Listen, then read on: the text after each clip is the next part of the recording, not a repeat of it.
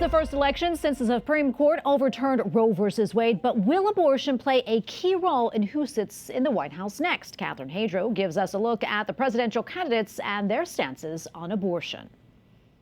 The fundamental freedom of a woman to make decisions about her own body. IVF, fertilization. I'm like the father. I consider myself to be the father of fertilization. In the race for the White House, the pro-life movement has lost the little ground it had. The Democratic Party has fully embraced abortion with no limits on gestation.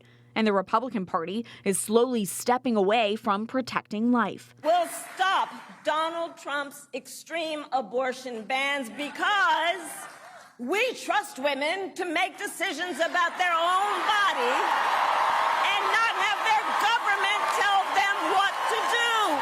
Harris has extensively reiterated the narrative of choice and freedom used by pro-abortionists during her pro-abortion tour across the U.S. as vice president.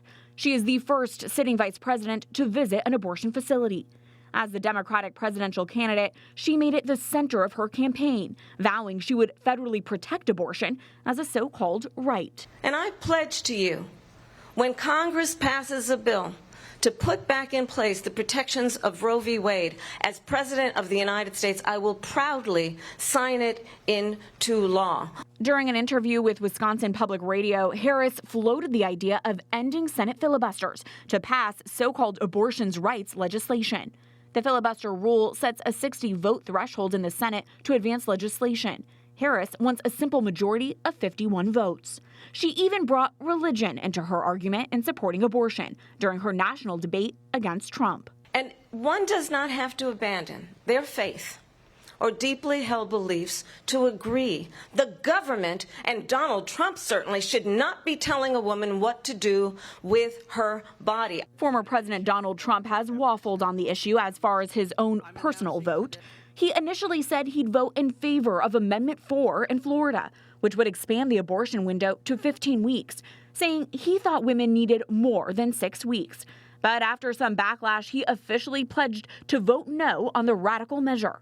His stance nationally is to leave it to the states. As far as the abortion ban, no, I'm not in favor of abortion ban, but it doesn't matter because this issue has now been taken over by the states. President Trump has also pledged to support in vitro fertilization and promised voters to federally finance the procedures. As part of our efforts to help working families, I'm announcing today in a major statement that under the Trump administration, your government will pay for, or your insurance company will be mandated to pay for, all costs associated with IVF treatment, fertilization for women, IVF treatment. The running mates of each candidate, Senator J.D. Vance and Governor Tim Walz, have voiced varying levels of support for legalized abortion. Governor Walz removed born-alive protections in his state of Minnesota. How can we as a nation say that your life and your rights, as basic as the right to control your own body, is determined on geography? I never supported a national ban. I did when I was running for Senate in 2022 talk about setting some minimum national standard. For example, we have a partial birth abortion ban in place in this country at the federal level. I don't think anybody's trying to get rid of that, or at least I hope not, though I know that Democrats have taken a very radical pro-abortion stance. President Trump posted on social media during the debate, in part, that he would not support a federal ban on abortion. He added that he supports abortion for rape, incest, and for the life of the mother, and that he does not support late-term abortion. J.D. Vance, a Catholic, has claimed that a new Trump administration would defund Planned Parenthood, and during the debate voiced the need for pro-family policies. As a Republican who proudly wants to protect innocent life in this country, who proudly wants to protect the vulnerable, is that my party, we've got to do so much better of a job at earning the American people's trust back.